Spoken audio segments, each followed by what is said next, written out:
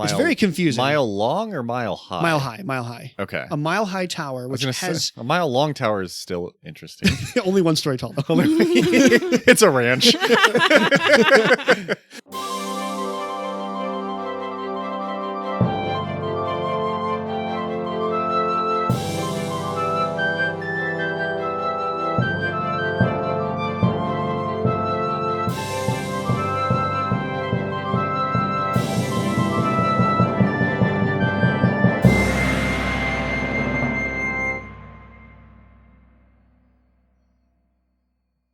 Hello, and welcome to the Tabletop Travel Guide, the podcast where we explore fictional worlds and civilizations right from the comfort of our own table.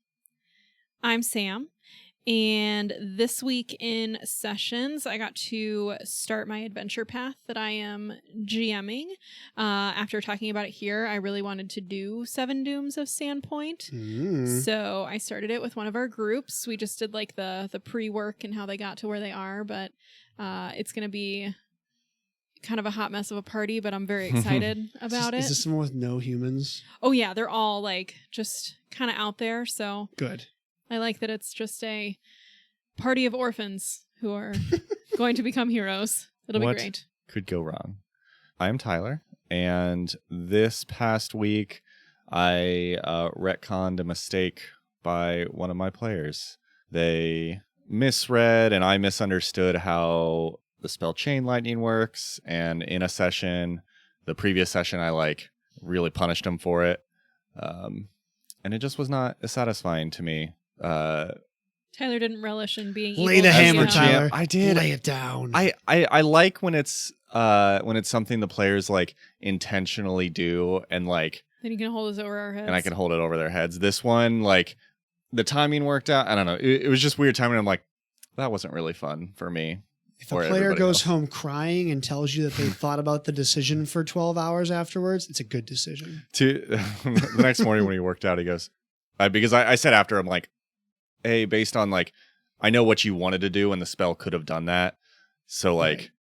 I'll say that's fine and we'll retcon that. And the next morning he goes, okay, are you still good with that? Because I thought a lot about my rationale for messing up. And I'm like, yeah, it's fine. But there's levels of when the players have character development that oh, my PC is so brutalized. But then when the players I personally feel terrible. Yeah. You're like, well, that's not as fun. We're all here to have fun. Yeah. Well, I'm Ryan. I did not play last week, but I spent a lot of time going through the Absalom book, and that was good. And I watched The Fifth Element this past weekend. Ooh. And Sam would not watch The Fifth Element with me. Ryan tried to convince me that it was a rom-com when I told him I was going to watch It rom-coms. kind of is a rom-com, sort of. It's it's got more humor than a normal sci-fi Was this movie. on Friday? Or was Yes. this one? Okay. This was This was Friday. when I'm we were like, at a you were track at meet. what were you guys doing? We went to dinner, and then I said, you want to come back to my place and watch The Fifth Element? That's fair. He Ryan said no. Ryan is backup husband when I'm when I'm busy with track. I did so I went to dinner with Ryan, his wife, and their baby. But it was just funny when we were leaving because then Jess ran into some coworker and it's like, this is my husband and my baby. And Sam. This is normal. This is my husband and his wife. Wait, what? It's fine. We made it work. Yeah. It was just funny. I was like, this lady was very nice and said hello to me, but I'm like, I am not necessary to this equation. I am just here. Anyway, so back to Tabletop Travel Guide. Welcome back. How dare you steal my MC? That's true. Shush. Welcome back to the Tabletop Travel Guide. We have returned from the land of fifth elements. And now that we're back into Pathfinder, reminder, you can support us on Patreon. There's a link in our show notes and also a page on our website, or you can search us at Tabletop Travel Guide Podcast on Patreon. Yes. We misspoke nothing last week. Oh my God. Sam's fired up now. That's all I got. the Fifth Element chatter was a bit of a teaser of what we talk about in our pre-show stuff. So go check it out. Yeah. Stop stealing my MC, Tyler! Can't help it. You told me I could be in charge of this. Anyway, we don't think we misspoke anything on Nirmathos and Molthun, or at least no one has told us we have, so we will run with it like we are great. And now we are going to get into today's topic du jour, which is, as Ryan mentioned, and why he read this whole book this week, Absalom. Whoop, whoop. So Boy, we'll kick it over to Ryan to take us. this is a big book, guys. Yeah. This book is 398 pages of Dang. only Absalom. I think it's like the largest Pathfinder book I've read / skimmed. Yeah. And it's one city. I mean, I like big books and I cannot lie.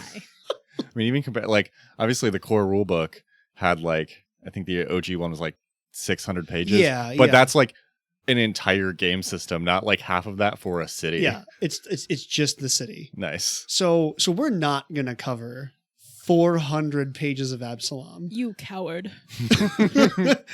We already established I have a 4-hour episode we need to record, and that is True. not this episode. We still need time for that. No, we're gonna do like the pure history today. We're gonna try to keep it under control, Yep. and then I think we said next week or the week after, like our next mainline episode, we'll like do some more Absalom. Yeah. I think we're going to try to keep this to 2 episodes. One, straight history, our traditional vibe. Yeah. And then one where we all just going to talk about a few things that are cool in the place. But there are so many things that like we could spend months on here. But we're just going to do some city highlights Yeah. and fun Yeah. things that you might want to use Yep. in your adventures here. Yeah, I mean, we're talking like this book has an entire section about media bias of the newspapers of Absalom. Like Jeez. we're going to not get into those weeds. We're going to keep it high level. Cool. So Absalom starts, unlike many of our other stories, right at 1 AR. Nice. Woo! There is no prehistory from Absalom because it's the inner sea. There is It just is. water. This is the Absalom in Absalom Reckoning, Yes. the date format. Yes. So 1 AR, our boy, friend of the pod, Aroden, Hey. raises the Starstone, forming the Isle of Kortos and founding Absalom on top of it. And like literally the city comes up with the island. And I didn't quite understand this at first. Oh, Yeah, like when he brings the island up, like he islands and then he like makes the core city, like snaps his fingers and there's like a center of government and a bathhouse and a marketplace and apartments and streets. okay. But there are not people on Nope. it. Yeah. Okay. Nope. Okay, I have to pause. I have to go back before. Uh-huh. Why and or how? And does he know that he's raising the Starstone when this happens? Or was it like, I just kind of reached into the ocean to see what would pop out? So in order, why? I don't think we have an explicit reason, but It's cool to build a city. Yeah, Aroden wanted a place, I think, for like he wanted to take a place as his own. Sure. How the Starstone gives you godly powers beyond, because he was just a really strong wizard. Yeah. So he becomes a god.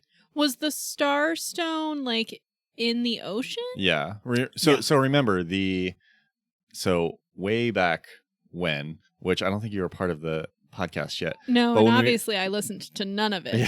So. When we originally talked about this, like the inner sea is caused by The impact the of impact the of the Starstone. Starstone. As it So, hits like, Earth. Okay. Yeah, like Or as it Avestan hits and Garund were Totally. not Okay. separate at some point in the history, and then the like meteor impact caused the inner sea to exist. Fabulous. Yeah. So it's just been down there. Yeah. Yes. And Okay. he knew it was down there. So that's your how. Yeah. What was So- the third question? Well, so I guess I was trying to figure out the timeline. So was it he goes down, touches the Starstone, whoop, I'm a god, and then immediately he's like out of the ocean with you. Pretty Or- much. Okay. So this is Pretty pretty. close. This is quickly. Yeah. Yeah, it's pretty much one boom, boom, boom. Like, Okay. I'm a god. I want to make a city. Okay. I'm going to do this. Okay. But the goal is like I'm gonna make a city, not Yeah. like he was trying to do something else and then odd. Yeah. I accidentally made this city. Yeah. And he decided, he's like, well, I'm going to make land for my city. It's like, he's a god. I guess he could have made like a floating city, but Mm-hmm. he wanted to make a traditional island-based city. It's fair. You know, I respect that. Let's Yeah. not completely throw off physics. So then, Tyler, to your question, but it's empty. His cult, because he's kind of like, before you're a god, it's a cult, right? Looking at you, Razmir. Yeah. It's not a religion yet. His cult immediately moves in, Oh. and they're like, oh, Aroden made us this awesome place, and now he's a god. So like, we're all followers of this god Aroden in our wonderful city. We're calling Absalom. Literally. Our Sweet god is deal. calling Absalom. Literally free real estate. Yeah. Fun fact, the creation of the island destabilized weather in the region, causing Taldor and Kadira to complain to Aroden.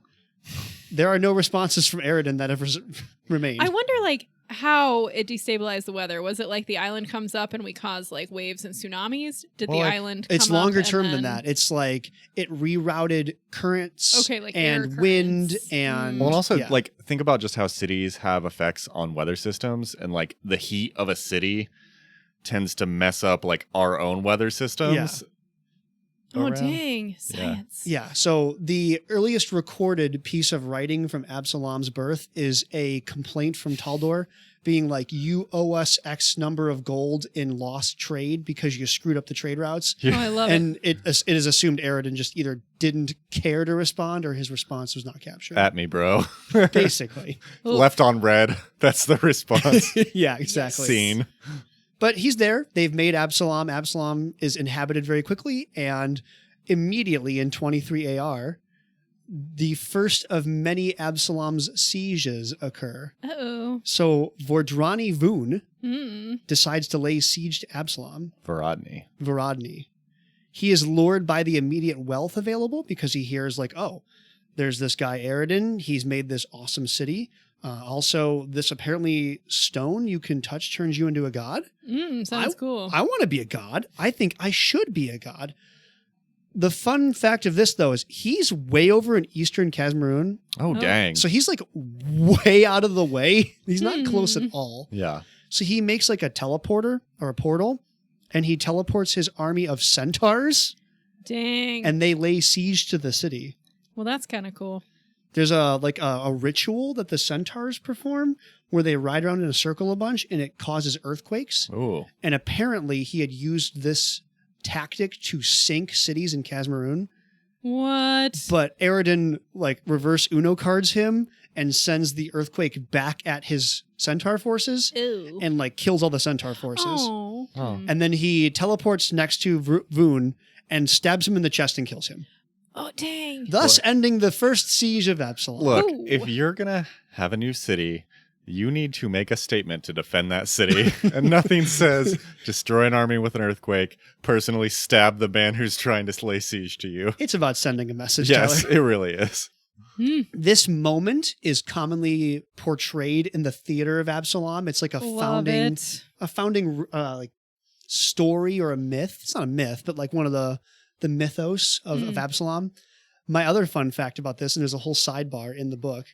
Apparently, Aroden is not allowed to be played by a man in the theater because he's too pretty. I really love this like reverse Shakespeare thing. Like, Yeah. It's nice. Yeah, so there's like multiple images in the book of women pretending to be Absalom in the theater. Aroden, yes. Acting out scenes from his like actions. That's amazing. It's like the Ember Isle Avatar Yeah, theory yeah. where Avatar Aang is played by a woman. Well, Yes. it's like, I mean, it makes sense. Like Peter Pan is usually played by a woman because you need someone that can do all these acrobatics, but also is not a big person. Like so not a big typically burly they, dude, yeah. So typically they pick women Yeah. to play those It roles. is funny though, because for Peter Pan, you're like, it needs to kind of look like a boy. Like, so a petite woman. With a pixie For cut. Aroden, needs to look real beautiful, and men just can't pull it off. No man is pretty enough to be Aroden. They didn't have Fabio. I know you feel kind of bad. I'm just now imagining like Megan Fox in like a mustache. I it- should have put the page note. Oh man, I wish I could find Oh this. man, it is canon There's a now. great Megan scene, Fox though. is is the the most beautiful actress in Absalom. is the Aroden of the with the Megan Fox I with the found it. mustache. What I need page is Sam that? to react. It's kind of what it is. I'm not off on this. What page is that? It's page 36. Oh, nice. It's definitely like a lady with a stenciled on, drawn on mustache. Nice. I love it. Pretty great. So then we immediately jump 100-ish years. 166 AR, the Phantom Siege. Nex, who we have not talked about yet. Nex wants a piece of the action. He's a wizard. Yes, A a very wizard king. powerful wizard in Garund. Yes. He hears about all the lost secrets of Absalom's College of Mysteries because it's got like all this Aslant knowledge. Yeah. Aroden, that's his stomping ground. He'd like to go. And then, of course, the Starstone's there. So we'd like to also be a god. Yes. Sure. Running theme.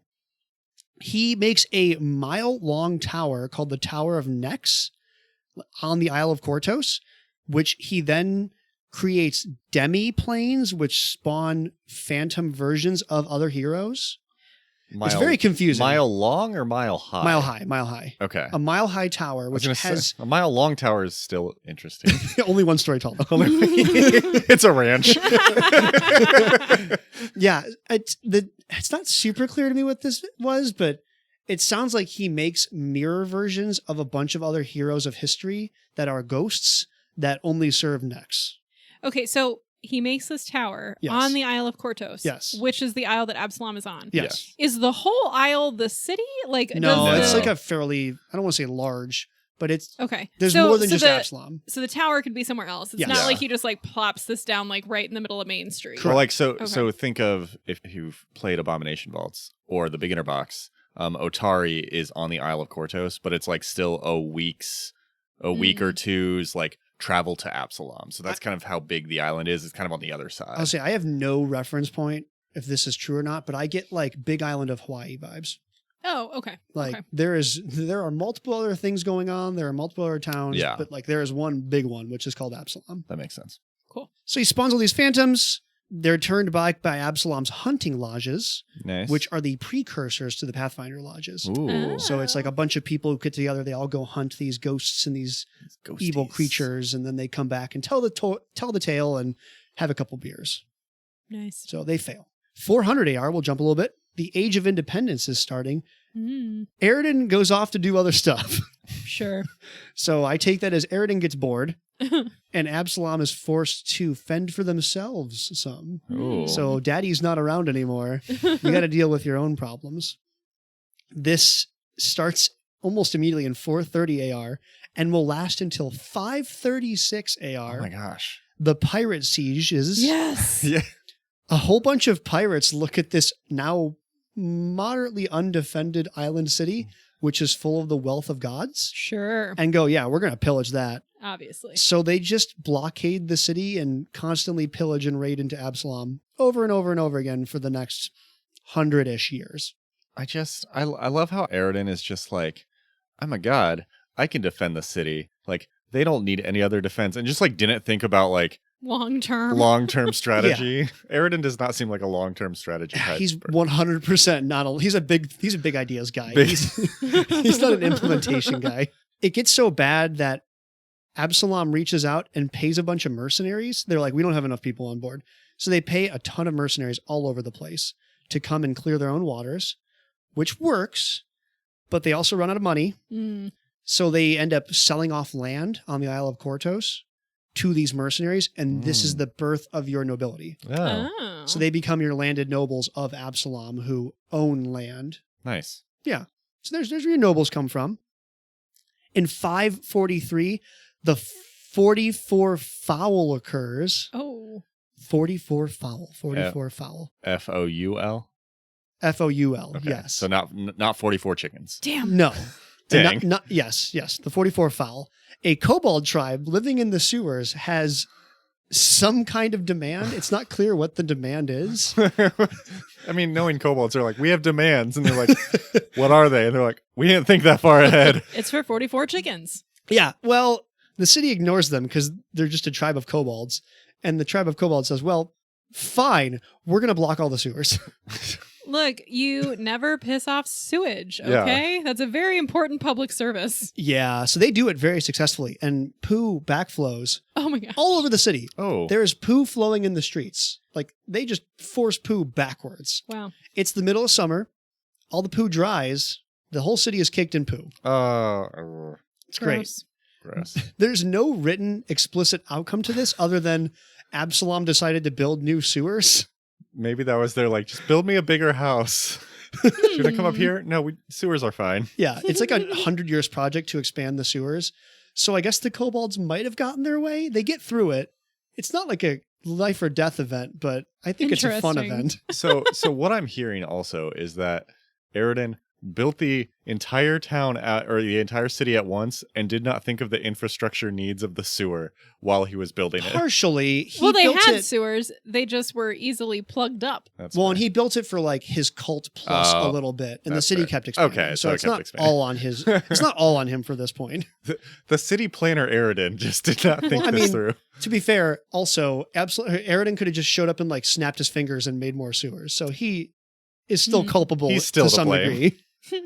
But it's they figure stuff out. They move forward. They start rebuilding the treasury, and the city grows moderately until I'll say the 1200s. In 1298, the Siege of the Prophets occurs. Ooh. Oh.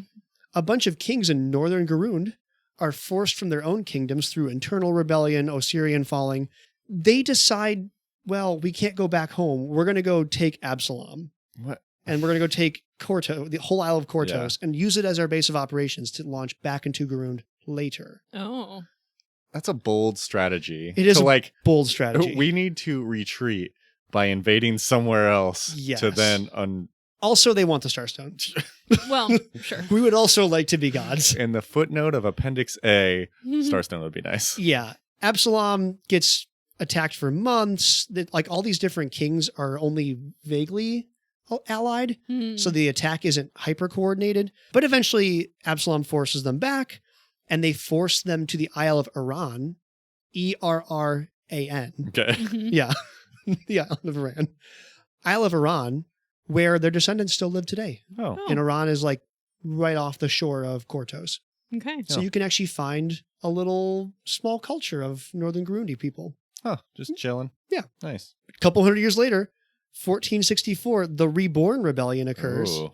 There's this guy named Garav Halfhand. Hmm. He's really bad after attending a Grand Council meeting. He doesn't like how the government is working. He thinks there's a lot of corruption, and he's had it.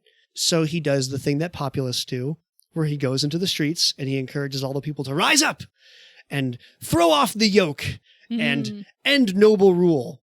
Yeah. So then he starts saying, we're going to kill every noble in the city. What? Oh, it's the French Revolution. Yeah. It's Galt. It's Gault. He wants to kill them all. He ultimately fails. So the Primarch's guards, the Primarch is like the mayor. Okay. The Primarch's guards end up putting down the rebellion, but not after somewhere between 3,000 and 5,000 people are killed. Oh. Dang. So it's a bad day. Yeah.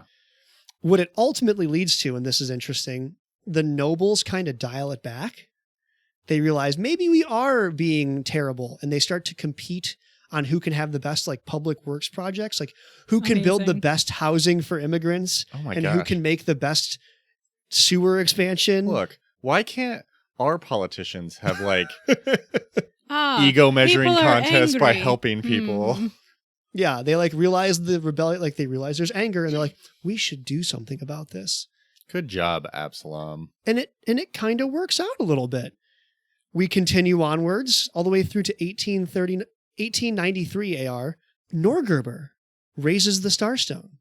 Ooh. You mean Norgerber He passes the Starstone? passes the Starstone I was going to test. say, can it get any Yes. higher than what it is? He He built brings a it up second another floor. foot. another couple inches. He passes it, and everyone's really pumped. So there's this other cult there. They're called the Cult of Ulan, which is an old Aslanti cult. And they're like, all these people are all over the place. Yeah. They're causing issues in the streets. I bet Norgerber is going to clean up the streets. He's going to finish this place, and he's going They to make really it all right. didn't know what he was about, did they? Well, he does. So he cleans up the cult Hmm. But- and then establishes his own cult. Uh-huh. He like literally murders all the bad cultists and then installs his own cultist in the same cult den. Look, you know the childhood of a kid named Norgerber is not going to be wholesome enough for him not to start. We don't know who he originally was, though, so that might not have been his name as a child. That's That his better not be taken his name. name. And I will call you Norgerber. But I hope that's his given name because in the other world, he comes out as like, my new deity name is Norgerber, I used to be Philip. Philip the deity. It goes great though. So Norgerber's adding corruption. The city is starting to fall apart a little bit. It culminates in 1997 AR with the proxy laws being established. Okay. These are great. These are like peak corruption laws. The Blue Lords which are influenced by Taldor, and the Cult of the Hawk, which are Kelishite. Okay. They are the only ones legally allowed to do any municipal work. Okay. So street cleaning, sewer work, construction, vote counting. Oh boy. Literally all city function has been contracted to third party.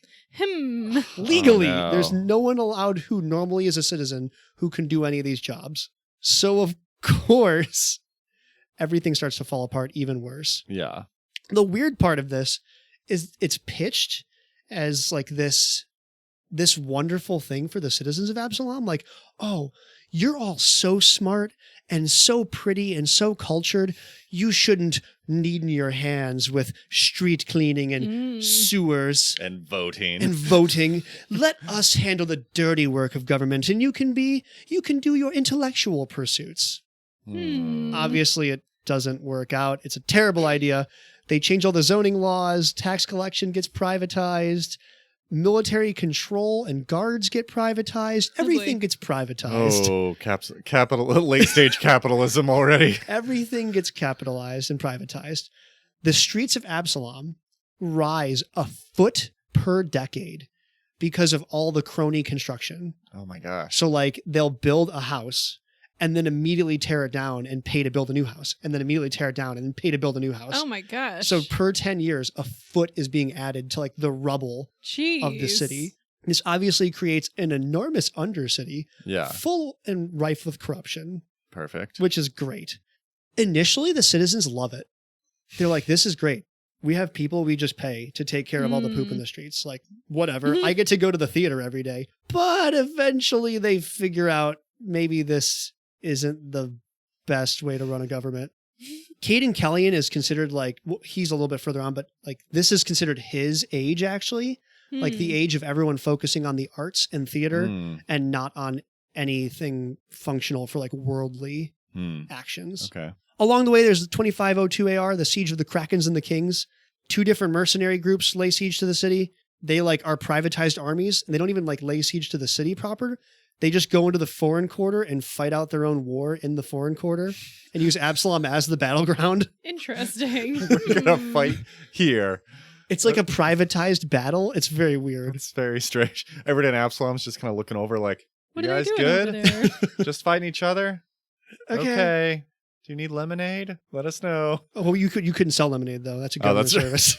Oh my gosh. And it's 40% tax on lemonade, unfortunately. Some kids has like a lemonade stand and the cops come up like, are you Talden? Get out of here, kid. You're not in the union. Basically, this ends fairly quickly, but the whole foreign quarter gets absolutely devastated by fighting. Our second hero, 2765 AR, Caden Kellyan, passes the Starstone test. Yay. Whoop, whoop. He actually is a good god, obviously, so this is a good thing, but it doesn't help the city at all. He just like goes back out drinking. Well, that sounds right. Yeah. I mean, he's not making things worse. Right. He's also not cleaning up the streets, though. The streets are cleaned up in 2850 AR with the Conjured Siege. Absalom's always under siege. There are Archlords associated with the Arcanimium. It's a college, a magical college. Arcanimirium. It sounds like it is. In Absalom, the mages all get together and they're like, yo, this government is way too corrupt. Nice. We're going to overthrow the government and put ourselves in control. So they summon a bunch of horrific beasts to fight in the streets. Nice. What could go wrong? It's not a good hearts and minds moment of like, so how do we fight back? Well, I can summon abominations. Yeah, let's do. That's a good plan. Last time we inspire the people. This time we cast fireball. Yeah. The government doesn't do much better. They pay a bunch of assassins. Oh boy. And they summon a bunch of fiends and devils. What? So like the street fighting is abominations versus devils with like assassins jumping off the roof and stabbing things. Oh my gosh. So the rebellion technically fails, but the citizens who just watched all this horrific street fighting of like abominations and devils and assassins are like, maybe we are the baddies.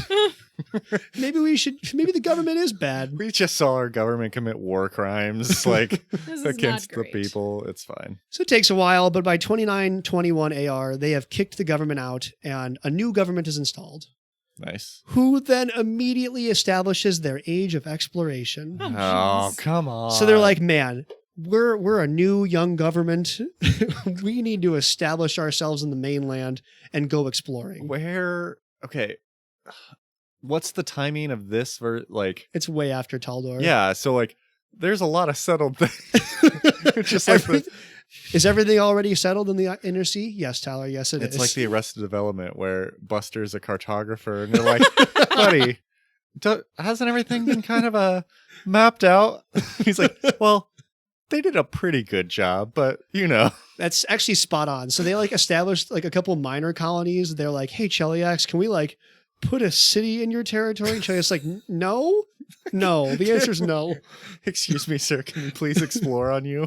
Yeah, it doesn't go great. So they decide then, well, we can't really explore. I guess we'll go fighting the undead. So they lean in hard to the Shining Crusade. When Erasni's killed especially, they're like, oh, this is our moment. So they back Taldor, they back Last Wall. They jump in hard there. Iomade actually makes an appearance in 3824. A huge attack of sea ghouls occurs in Absalom, and Iomade helps fight them off. Nice. And then she raises the Starstone shortly thereafter. So that's cool. And by raises the Starstone, is that when she passes the test? Yes. Okay. God, I keep saying You that. keep I saying was like- race. I just have this image in my head of like they get to the room and then they pick up the stone and they're like, I did it. I picked it back up. Raise got your it. glass. I mean, that's fair. I got it. It's I right did here. a thing. Yeah, so they try to expand and have colonies, but it doesn't work. They get on Absalom's or Cheliax's bad side. Oh, buddies. So by 4137, they establish the Edrintar Edrintar? Doctrine, which is kind of like the U.S.'s Monroe Doctrine, if you know anything about that. Mm-mm. Oh man, that's pulling stuff out of the archive. Woo. They basically say like the inner sea belongs to Absalom. We reserve the right to preemptively attack the Chelish Navy in order to protect the inner seas navy. They're going to be peacekeepers, Tyler. They're going to keep the peace in the inner We are sea. keeping peace. And we don't like Cheliax, so we get to attack the Chelish Navy to keep the peace. It's also funny because it's just like, I mean, Andoran's navy is chilling there, and it's like the inner sea is owned by Absalom. Eagle Knights, you're cool. Cheliax. Oh, Not cool. well, speaking of the Eagle Knights, Oh no. Absalom has their own worst version of those. The Pigeon Knights? The Virtue Core. Oh, God. that What? does sound worse. That does sound worse. Oh. Well, they put down Tarbafan, so Yeah. like that's 1 for 2 because they're like colonies didn't work, Yeah. but they're like we really need to get the word of Absalom out there. We really need to get our brand out there. So they create the Virtue Corps. The Virtue Corps go out into society. They solve problems, free slaves, and liberate all who are downtrodden. Okay, see, this is where like this sounds fine, There- and then it's like this is not fine. You are being liberated. Let me liberate They you. are literally less self-conscious versions of the Eagle Knights. They like show up to like multiple countries like, oh my God, I can't believe you have slaves. They're like, no, they're not slaves. They just, oh God. Okay. Well, they've already killed a bunch of people. Oh boy. No, the Virtue Core. So specifically, there's the Red Siege, Rahudam? Rahadum. Yeah. I don't know anything about them. Tyler, do you know them? They're the ones who basically like killed a bunch of their own population through religious wars and then realized we just need to stop having religion to keep wars from happening. So they are very anti-religious. Where is Rahudum? It's basically across the arch Okay. from it's like Cheliax. It's like on that Gibraltar, corner kind of of? yeah, it's on the other Burgundy side of of- Cheliax okay. from the inner sea. So they send the Virtue Corps there Oh god. and they spread the good word of Aroden. No. Ugh. They have one law. And it's no religion? Yes. Oh boy. So the entire country gets pissed off in 4499 and lays siege to Absalom. There you go. We had one rule. You didn't You follow got- it. You got one rule. And siege. They repel it, but not without great Yeah. pain and misery. Of course. Sure. Literally the next year, 4500 AR, the siege of the ravenous Raha, the Virtue Corps tried to free the Vudrani. Yeah. They tried to free the slaves, but they're not slaves. They have like a caste system in that country. Vudrani, that's not Vidrian, is it? Or is that different? I No, don't no, think so. no. No. Okay, Vudra. Yeah.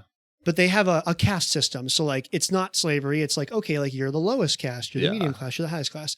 The virtue core show up, you're like, oh my God, there are so many slaves here, and go like proselytizing and killing. Oh gosh. So they get a second siege, and again, Absalom survives it, but they're not winning any friends on the world stage. Yep. Oh, so Vudra Yes. is the country. Yes. It's a peninsula extending from southeastern Casmeron, So it's way out there. Okay. Yeah. Huh. with a total area nearly equal to that of Aveston. Dang. So the virtue Wow. core show up, and they're like, guys, there are so many slaves here. Let's take on our Ah. continent. This is terrible. So that's by, especially after that one, 4,500. Absalom's like, maybe we shouldn't be the world Maybe police. we shouldn't deal with Maybe this. we're just good at being a multicultural hub of all peoples here Yeah. in the inner sea. Okay. They figured out their crap. So it's going well for 100 years. Yeah. 4606, Aroden dies. This is particularly bad for But- Absalom. For the city that was raised by Aroden. It all kind of falls apart for a little while. The city loses track of its food. Okay, so like, Go on. Let her cook. I understand that, like, oh, the dude who made our city died. However, this dude has not been in this city Be like, for a long Uh-huh. time. Yeah. Like, how do you lose track of how to city? Is it just like we're all directionless? We don't know how to do I think anything. my takeaway from all this is like Absalom's really bad at being Absalom. yeah, like Absalom, Huh. the best city in the inner sea is like, oh, they actually mess up. Because yeah, it'd be like your dad leaves when you were 5. You live for 27 years, and then you get a note that he dies, and you're like, my house is burning down. It's all falling apart. You're like, I'm sure that sucks, but you know how to live as a human, right? Like, you had a whole You had a system life of going. things. You haven't gotten out of bed for months. You haven't seen your dad in 27 years. Yeah. We forgot where our food is. It's still in the kitchen, presumably where it was yesterday. Oh, So boy. it's a combination of, there's a lot of like food shipments to the city Yeah. from the outside. So that, like, some of the trade falls apart. There are storms like that complicate trade. They also like lose some of the ability to harvest their own food on the Isle of Kortos. So in order to raise revenue, they get in touch with their good pal Cheliax. And Cheliax's like, hey, we got this really, really, really advantageous slave trade going. Oh, Oh, jeez. no. If you want in on this little side hustle, you'd have to legalize slavery in Absalom. And Absalom's like, great, we need the revenue. Oh, where's the virtue core now? Yeah, so 4635 AR, they legalize slavery. It's called the flesh tax. Oh, I Oh, don't like God. that. Ugh, Not great. no. So even though current day, I couldn't find a date. I looked really hard actually for this. Slavery is illegal again in Absalom. I think it was part of a Pathfinder society It scenario. wasn't in the book. No, Yeah. it wasn't in the book. I think it was done as part of like a society That scenario. would make sense. So it's illegal again, but there's also a very thriving underground slave market still in Absalom. So this was kind of the topic where when When they want to try to phase this out a little bit. yeah, when Absalom came out and everyone was like, wait, so Absalom's like supposed to be against slavery, but then all you're saying is now there's just a bunch of slavery still happening, and people are like, what, this seems kind of bad, like why talk so much about it? So this is where Paizo's kind of like moving away from slavery as kind of a storyline. Yeah. Like it still exists. They're not saying like, oh, there's no slavery anymore ever, but it's just like there are other ways for people to be evil Yes. than something that's so real Slavery, to a lot of yeah. So that's not great. The current era, we'll call it era, it was dominated by Lord Gyr. Gear? Gyr. G-Y-R. Gyr. He started his rule as Primarch in 4660 AR, and he'd been ruling for a long time, but as of the Black Echelon uprising in 4717, he's just missing in action. Oh. So he just disappeared. Cool. I couldn't find any explicit like description of where he went, but it sounds like he just peaced out. Bye. Like, I'm done being in charge of this hellhole city. I'm gone. He Arodened his way out of the city. Yeah. Bye. So the guard captain Winsall Starborn Mm. is the acting Star Lord of Absalom. The acting Star-Lord. The acting, I mean, cool, it could be Star-Lord too. He's the acting Siege Lord and acting Primarch until one is appointed. Okay. He is actively advocating for elections right now.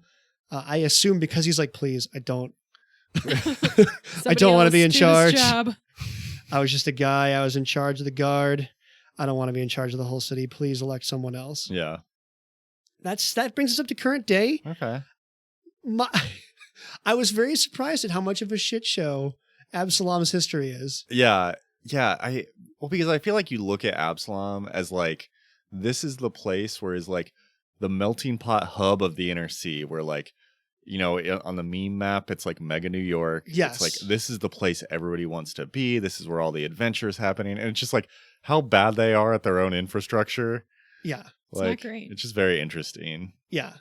It's like, it's good because of the people are like despite itself. It Yeah. always finds a way to dig itself out of the hole. And this was, all of this was only like 10 pages in this 390 page book. Oh my Yeah. gosh. Yeah. So much stuff. Yeah, it's crazy. Man. Well, yeah, I'm excited to dive more into a little bit next week. We're not going to go too crazy, but I'm excited to. Yeah, I think that'll be fun to just like kind of get into some of the specific places that are there. So if you do decide to travel here, you'll know maybe where to go and not get lost in Yes. New York City. Big Yeah. city. All right. Well, thank you, Ryan, for that lovely history lesson. We are going to take a break for our advertisements, and then we will be back with campaigns and characters.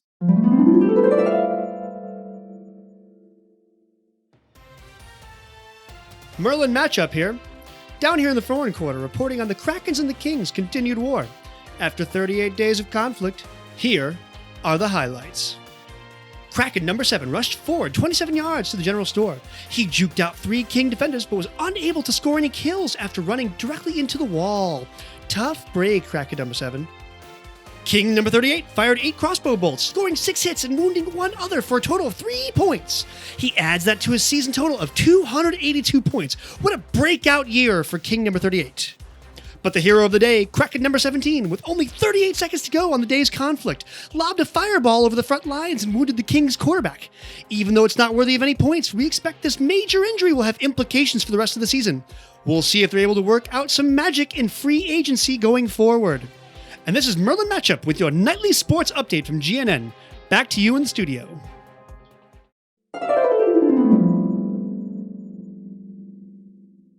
And we're back. Here we are to talk campaigns and characters for our lovely trip to Absalom. Tyler, would you like to kick us off with some campaign? Yes. So with Absalom being kind of one of the main trading hubs in the inner sea region, and just kind of like the place where I think it's like one of the only level 20 cities in Pathfinder where you can just buy any level item anywhere. So I kind of wanted to do a campaign where adventuring takes the back seat to the exciting life of shop management. Ooh. So my inspiration for this campaign was this indie game that I think I got off a Humble Bundle somewhere on Steam. It's called Racketeer. What? And there's like a whole in-joke about it being like sounding like racketeering. But you play this like character who you're super in debt to like a loan shark, and you have to run a store to pay the money back. Nice. Okay. And so you have like your shop days where you're like setting up your store, and then you have all your inventory and whatever. But then you can also like pay adventurers to go dungeon crawl and get supplies for you. And then you can like take control of the adventurers during that time to like get your character. Okay. So it's like you're running a shop and then you're adventuring to supply the shop. Mhm. And then my other inspiration is kind of a deep cut. Do you guys ever remember the game Hot Dog Stand? No. Or for those on early App Store days, the Lemonade Stand game? Is this a phone game? Yeah, what did you play Hot Dog Stand Hot Dog on? Stand was like in school. This is a pretend game? No, Hot Dog Stand was like in school grade, on computers. you know. Kind of. Like it was, I think it was more like a math educational game. Oh. But then Lemonade Stand was an App Store game, which like you ran a lemonade stand and then at different places. Anyway, basically, The #1 lost gem of educational software, Hot Dog Stand. yes. What is this? We'll do a whole side thing about this. So anyway, basically Man, we what just you, had to do Mavis Beacon for typing. right? So basically what you had to do is you had to run a hot dog stand or lemonade stand, and you had to make sure you had like the right amount of supplies to both maximize your profit without running out of things or buying too much of things that spoiled. Okay. So like if you knew the weather was going to be bad, you might not have as much supplies because people like there wouldn't be as much people. Oh my and like gosh. you had to buy a certain amount of like for hot dogs, buns versus hot dogs and whatever. Anyway, I just think this is so beautiful that this is the game that you played, and then in high school you worked at a concession stand. I did. I Hold managed on. a concession stand. I have an extremely critical question. We asked this of our students at my job. Why do hot dogs come in packs of 10, but hot dog buns come in packs of 8? It's because of the how the industry works, or like the manufacturing. The tins are 8 versus 10. I assumed it was to get you to spend more money. There's no right answer, but we like to ask that question Anyway. of our students. Okay. Anyway, so the My campaign. grandpa worked at a hot dog factory. So the campaign, hot dog stand. So you'd be based around running a shop or a market or a group of shops, depending on how the players wanted to be. They could all run the same shop, or like they could be kind of a collective. In Sam's campaign, our group was like a collective of markets. Yeah. So you could do something like that. Maybe like you run a big farmer's market. Yeah. And your goal is to make money and have your shops run. So I'd try to like make like a subsystem of like market trends and maybe calendars to show like, oh, there's a big event coming up. There's going to be a lot of people in town, or like, oh, fancy armors are in now and like functional armors are out. So like you could kind of like look the trends and maybe be like, oh, I think you could gather information to see like what the next big trend is and try to like beat the trend. So I'd probably do it in a week by weeks section where like every week you are going on adventures or doing quests to like get the supplies for your like big farmers market open on Saturday. So then on the weekend, like you'd have a shop day, and then you'd be rolling like skill checks to maybe haggle with people. I would like roll on random tables of like, oh, somebody broke a thing, you have to deal with that. And like you'd have to, it would be like the skill event day where you're like trying to make things work and like based on the items you picked versus what the trends were, or like make sure you didn't oversupply. You might have leftover stuff. Sure. I think with how many just like shops and like NPCs are in Absalom, like you already have a plethora of NPCs to choose from to like interact with. And I think it'd be cool to like place the characters in as peers with all these shopkeepers rather than just like I go and get buy stuff. This could be really dangerous if you like, I don't know how you would simulate the economy, but if you had like a script or something in the background, like doing the live, like, oh, it's red is in this week. Or like, yeah. I'm like, you could probably something like that where it's like, oh, we went and, you know, we need to go quest on red fabric because, we heard that's in this You could month. like set up some random generators to like, create fads and things. Yeah. Well, that'd be the cool thing. You'd like, what's the fad of the week? And like, you know, you could spend some time to figure it out ahead of time at the expense of like not getting enough supplies. Ooh. This is actually really interesting too, because it's a built-in incentive for your players to not stop and rest for like spell replenishment. Yeah. Of like, oh, like, well, if red's only in this week, like I need to get out, complete the objective and come back before blue is in and my red fabric is worthless. Yeah. I like it. I just have very fond memories of both of those games. And I'm like, no one is surprised by this. What? What are you laughing at? Do you know the meme of like the husband and wife sitting in bed together and the wife is like, I bet he's thinking about other women. He's like, how many hot dogs do I need to make? I was thinking about hot dog stand. Seriously, like Tyler's at track all day Friday, like, oh, I wonder if he's thinking about other women and like, oh man, hot dog stand from 1997. If that it was like if you heard or play, please reach out to me about that game. Oh my God. Just or like send an email because I'm very curious. I feel like that there's like several games that I like have a like very specific memory of, and I'm like, I imagine that this is like a year in time that I just happen to be part of it. Incredible. Yeah. Oh, Okay. hot dogs. So All right. So characters. We'll do mine first, and then we do have a patron character, so that's exciting. So for this, my inspiration was Bard in the Big City. Bard in the Big City. So I have a bard named Liberty from Andoran. Good. And Liberty has left her small town in Aroden for the bright lights of the big city, and she wants to make it as an actress. And I decided this as Ryan was talking about it, but her dream is to be hot Aroden. Yes. Yes. She wants to land the Aroden role. Yes. Oh my gosh. That is the ultimate peak of being an actor in Absalom, and she wants that role. That's awesome. And she has come here to win it. She steps off the wagon, is like, how does a young actress get going in the city? How was casting calls this week, honey? Well, I got cast as Norberger. I have to wear a hood. Okay, so Liberty. Yes. So then thinking through your campaign, I'm like, well, obviously she has arrived here with not a lot of money. Sure. So she's going to have to get some kind of job to be able to pay her rent. Mm-hmm. So naturally she gets in with a really seedy landlord who takes her for all of her money. And now she's, really down on her luck. Yeah, and obviously. doesn't have the money to buy the nice clothes to be able to do the auditions. So she'll start working at a clothing store. Perfect. Nice. I Perfect. think is how we'll do this. So that way she can use her discount to purchase nicer things Ooh. to be able to go to her auditions. And I also like that as her entire goal is to like get the heck out of here as quickly as possible. Like, oh no. like in a campaign where your goal is to make money, her entire goal is to make money so she can just become an actress and like Yes. get out of here. Yes. Is she like slowly saving for the like green Aroden coat? I mean, probably. She's also trying to audition for smaller things on the side. She has Okay, to build nice. up that acting resume Yes. as well. Yes. So Oh. she's like, yeah, I got like a show on the South Side. I'm going to be a kobold for 3 weekends. The I'm random. Kobold number 4. Oh my gosh. No, that would be perfect because like you have your weeks of situations, your random events, and you're like, we're going to go adventuring. And it's like, roll, hey, Liberty, you just got a callback. And it's like, Oh, that's so oh no, good. she has to leave to go do the callback. And it's like, oh, wait, if I can't be at the market for 3 weekends because I'm in this acting, I'll make like, ooh, I love I have that. rehearsal on Wednesdays. No. Yeah, But like, I'll get paid in the show. Not a lot.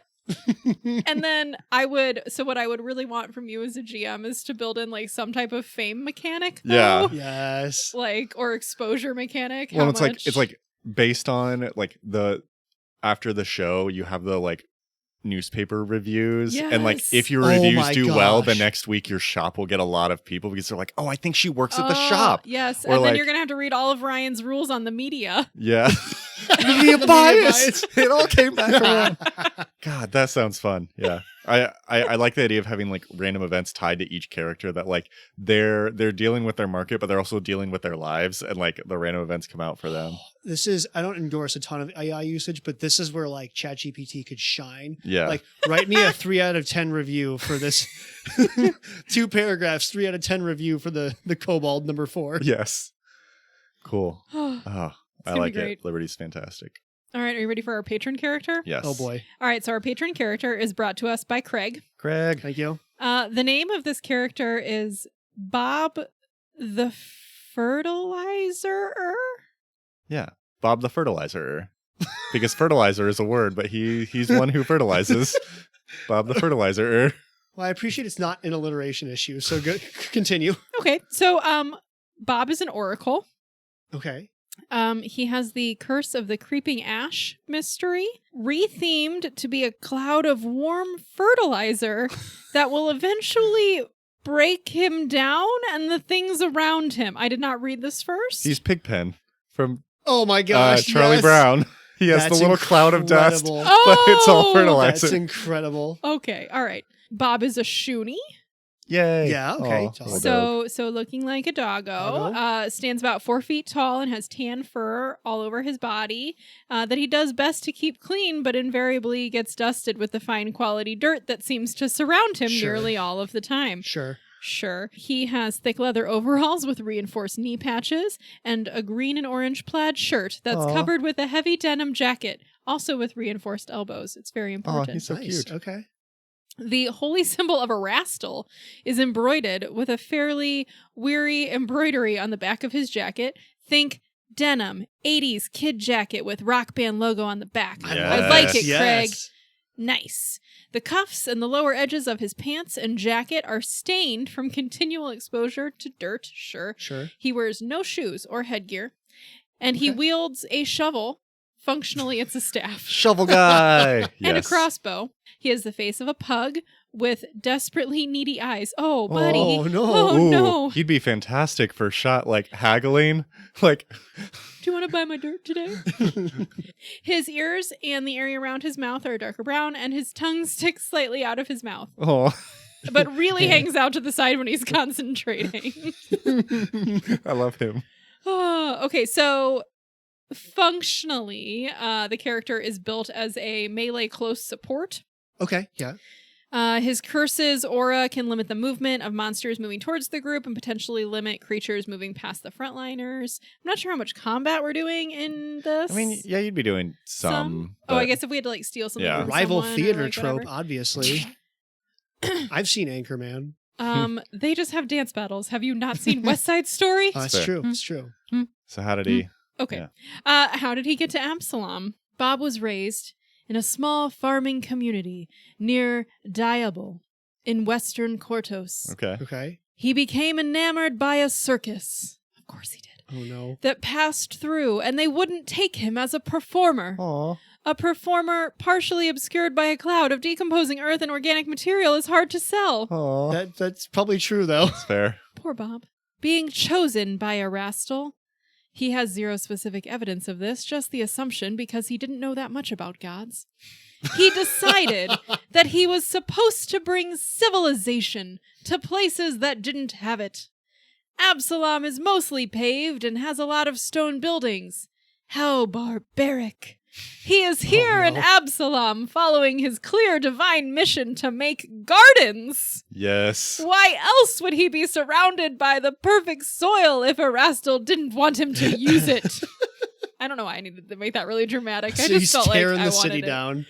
Uh-huh. Or he just has he has his own farmer's I market. love it. He sells soil. He sells flowers. Probably sells good fertilizer. Do you want to know about Bob's goals? I think Yes. they're Oh, really please. important. Bob wants to be the bestest boy. Aw.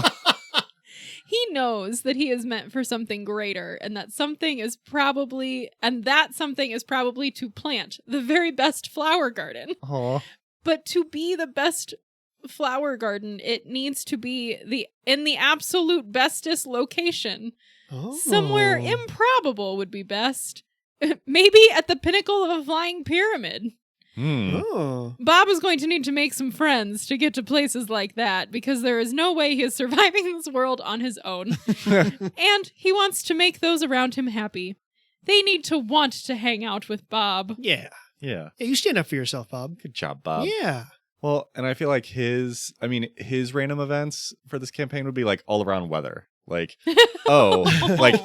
Storms are happening. We need to batten down the flowers and we got to keep, or it's a heat the wave. greenhouse, or yeah. Yeah, it's a heat wave, so he needs to water, spend more time in his week watering and taking care of the plants, or else he's gonna end up with some dead plants at farmer's market day, and this mulch is not available at the moment. We have to get this less potent mulch or whatever. I want him to go on a quest to find a very special plant too, Yeah. that he's going to bring back, and it's going to be the star of his yeah. amazing Ooh, garden. Yeah.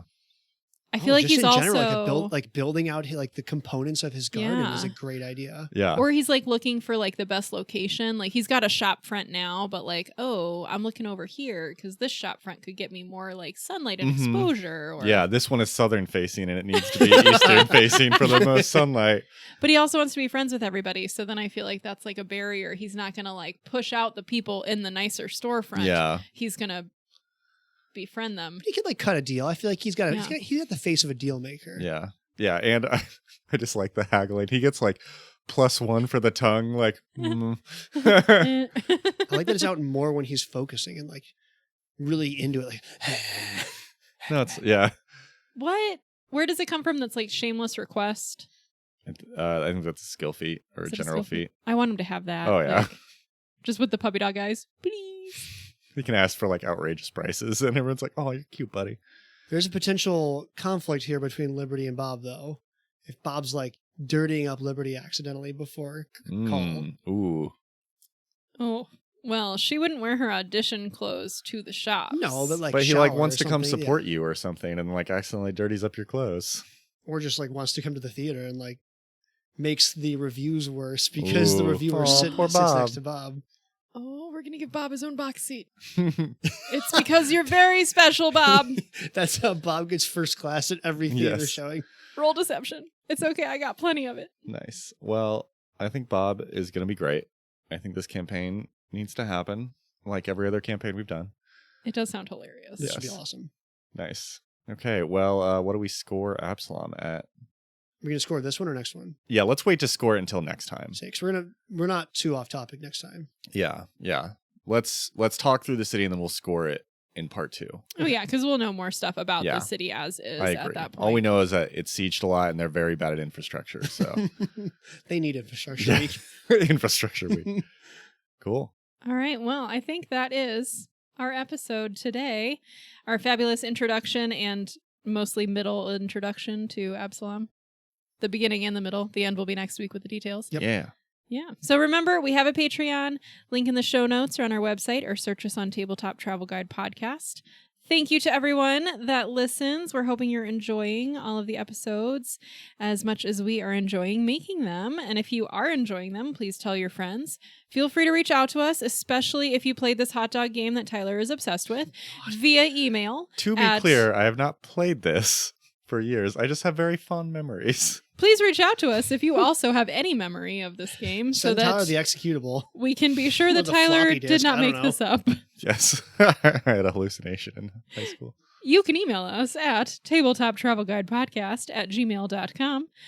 You can also find pictures, character sheets, random other info on our website at tabletoptravelguide.com. And until we see you next week for further fun in Absalom, safe travels.